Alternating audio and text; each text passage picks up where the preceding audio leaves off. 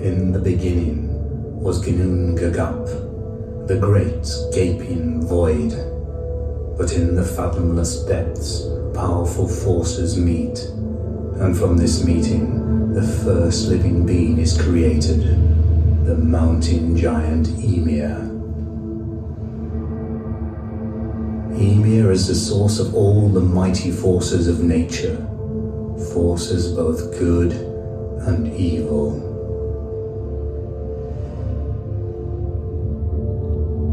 Odin, the grandson of the primeval giant Ymir, also has the gift of creating life. He found 2 logs of wood and gave them life and soul. So it was that mankind came to be. Heaven and earth are bound together by Yggdrasil, the tree of life, and every day the gods gather here to hold council. The god of thunder, Thor, wades across the strait of Karmsunda to the court of justice. For one of the 3 roots of the tree of life, Yggdrasil, lies here at Avaldsnes. The princes and kings of Avaldsnes are descendants of these forces. They stand between mankind and the gods. Welcome to my royal court. I knew you would come. I am Harald Fairhair, he who joined all of Norway into one realm. It was here at Avaldsnes that I lived, died, and was buried. On my arm I wore this amulet ring. With its help, I will show you how the world of the gods and the world of humans became intertwined here at Avaldsnes. You too are part of the ring.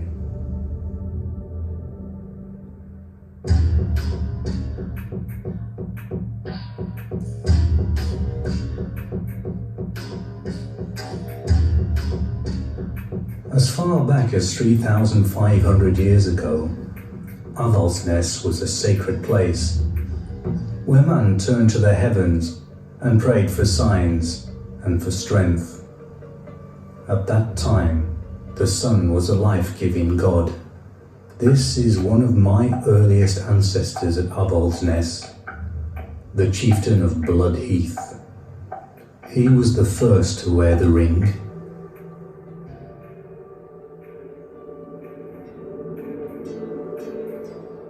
The sun and the earth, both are life-giving gods. The young priestess has just reached womanhood, and she carries in her the source of many future generations.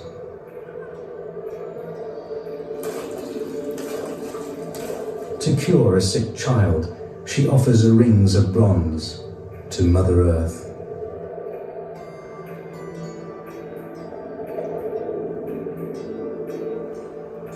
Perhaps the Earth Goddess will see the mother's sorrow and help the child.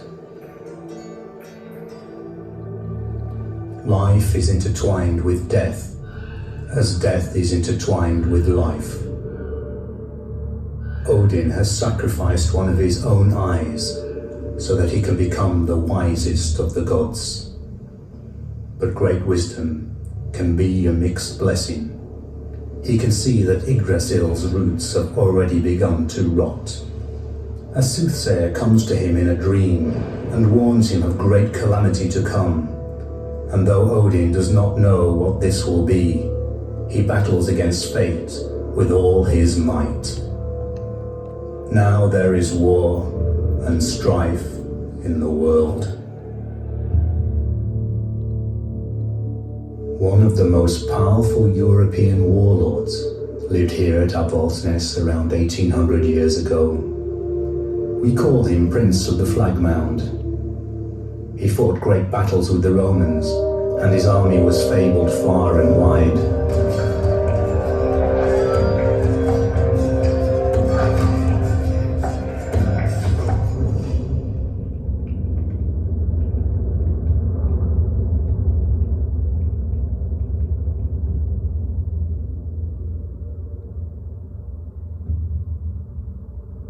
As a sign of his status as warlord, he wore a gold band round his neck, the greatest symbol of power in those times.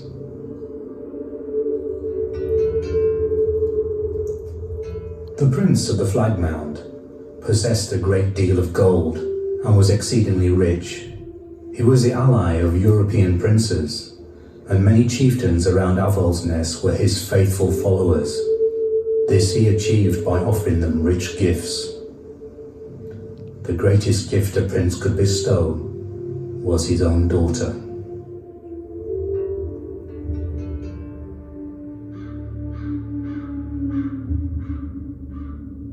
Can you see the murder that will come to pass in the world of the gods? Now Odin understands what the soothsayer meant about the calamity to come. It is fate. Odin's favorite son, Balder, will die.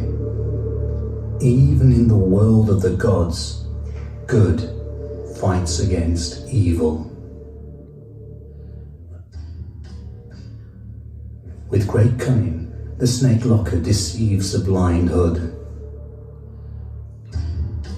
Odin can do nothing to prevent the loss of his son. So beloved of all the gods, Odin's whole world falls apart.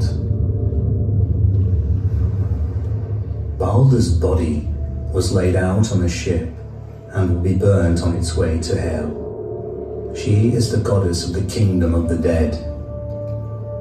Odin sends his amulet ring Draupner with his son so that Balder will be acknowledged as a king in the kingdom of death. Perhaps the goddess of death will receive him kindly. In the kingdom of death, Hel declared that if all the living and the dead cried for Balder, then he might return home.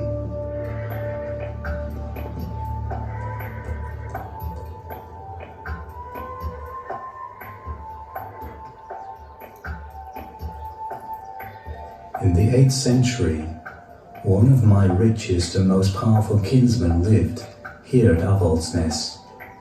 He reigned over a wide realm in western Norway. He was an ally of the king of the Franks and traded with Europe.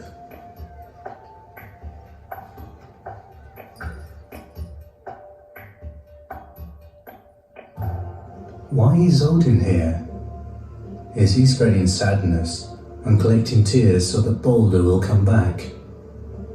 The world of the gods and the earthly world are intertwining. Not even a divine king can defend himself when death brandishes his sword.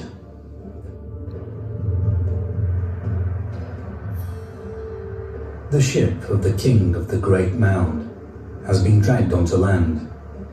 The ship will carry him to the next life. Once again, Odin sends his ring Draupner to the kingdom of the dead in order to placate Hel. But he struggles in vain against the wicked Loke. Loke is the only one who refuses to shed a tear, so that the goddess of death finds a permanent seat for Balder in the kingdom of death.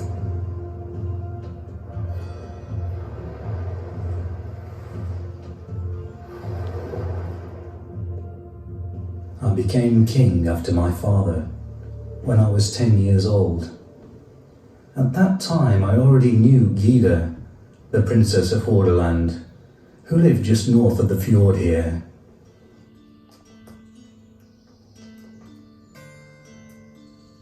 When I grew up, I sent my men to Gyda to propose marriage, but the proud princess of Hordaland would not have such an insignificant king for a husband. Only if I became as powerful a king as Gorm in Denmark and Eric in Sweden would she consent to be my queen, she declared.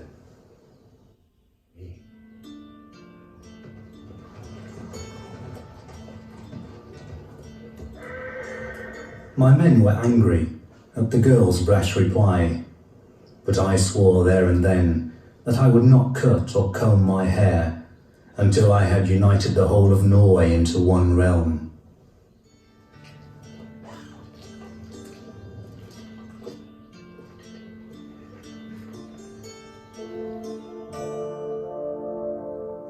I fought many battles. The turning point came at the Battle of Hafrsfjord, where I fought against the kings of eastern Norway and Vikings from Ireland.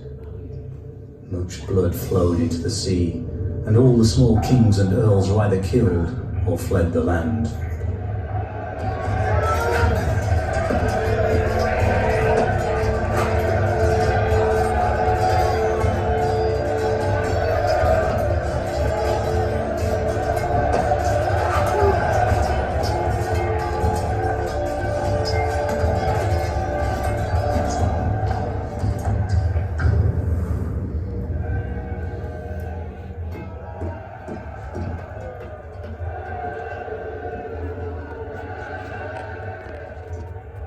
Now I had Norway in the palm of my hand.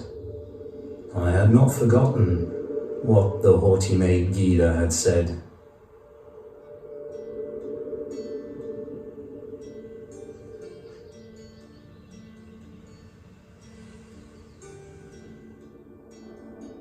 There were wedding celebrations in the world of the gods too. Gerd, daughter of the mountain giant, was so beautiful that northern lights flashed across the skies whenever she lifted her white arms. Now at last she was to marry the god of love, Frey. The gold ring that had accompanied Balder into the kingdom of death closes a circle of birth, death, and rebirth. Odin punished Loka cruelly. The old world went up in flames. The tree of life, Yggdrasil, lost all its power. This was the beginning of the end for the ancient gods. The father of them all, Odin, was overcome by the powers of fate. When a king dies, a country becomes unsafe, and the forces of good and evil rage against each other. The first time I died here at Avaldsnes, there was turmoil in the country and strife between my own sons. Here at Avaldsnes, my youngest son, Håkon the Good, fought against the sons of my eldest son, Eric Bloodaxe. The battle was fought at Bloodheath, and 3 of Eric's sons were slain.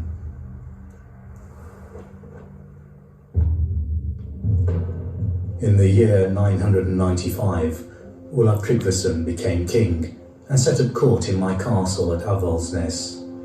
Olav was handsome, strong, and his prowess in battle was unsurpassed. He could wield an axe with both hands and throw 2 spears at the same time. The king was dearly loved by his men.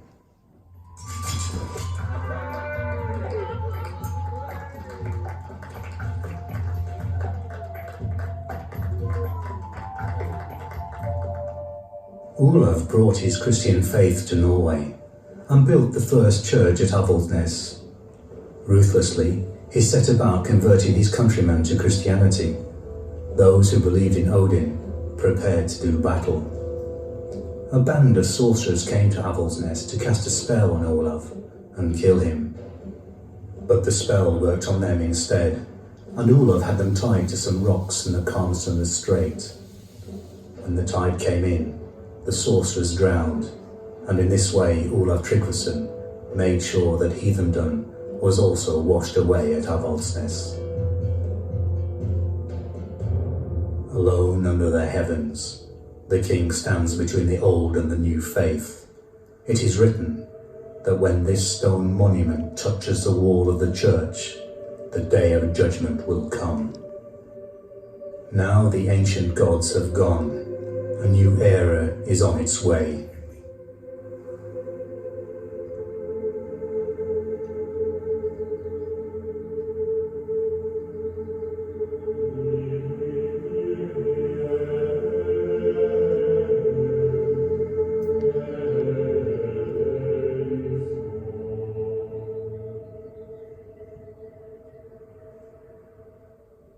and in tune with the internal cycle of birth, death, and rebirth, a man meets a woman.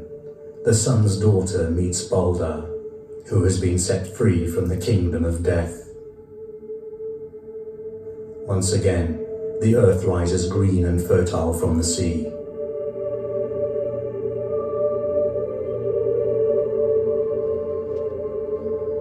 In this landscape, visible and hidden powers will always meet. When I lived here, people often asked what higher powers I believed in. I told them that I had no belief in gods hewn of wood and stone. I believe in the God who created the sun and mankind, and the ring of life and death, which we are all a part of. There are still many secrets to be uncovered at Owl's Nest.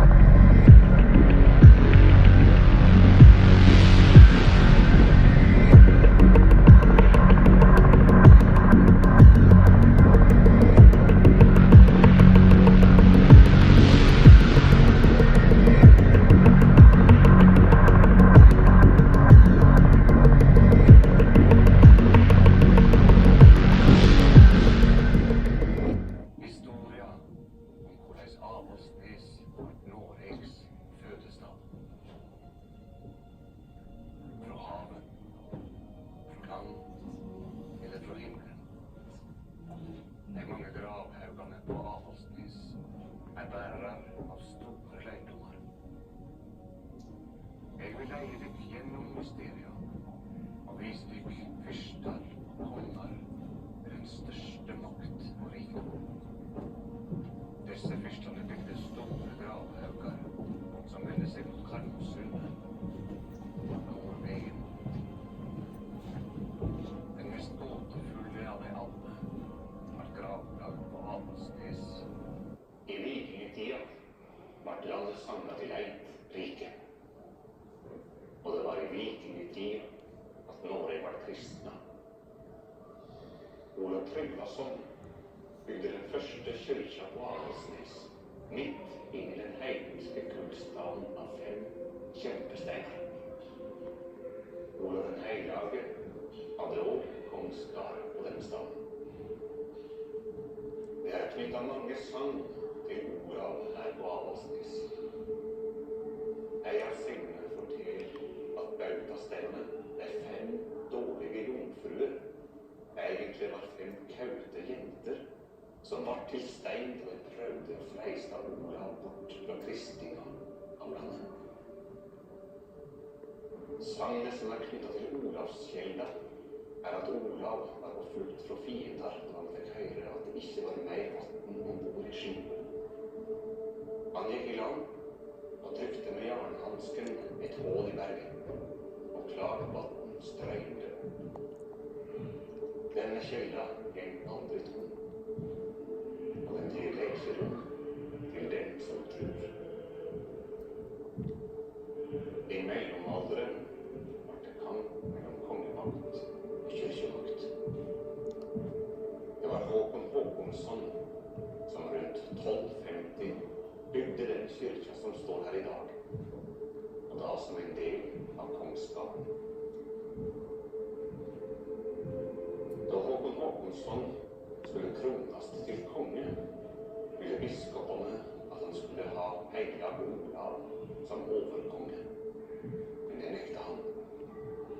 Men han vigde kyrkja til heilag Olav. Også den senere kongen, Håkon den 5. Magnusson, knytte seg til tradisjonen av Avaldsnes som sete for kongsmakta. Maktkampen fortsatte, slik den gjorde på kontinentet mellom konge og kyrkjemakt, og Håkon den 5. Magnusson gjorde Olavskyrkja til en av 4 kollegiatkyrkjer i landet. Her kunne kongen utdanne sine egne konger til prester og viktige roller. Håkon den 5. Magnusson var den siste norske konge av hårfagre edda. For dem som vil se nærere på gåtene og mysterier her på Avaldsnes, er Olavskyrkja staden børja. Jomfru Marias synål, den heidenske bautasteinen, som var kristna og vigsla til erkeengelen Mikael, minner oss om dommens dag. Havhusgalving, er det sant at han ligger under kyrkjegolvet, viser kampen mellom de gamle og de nye guddommene.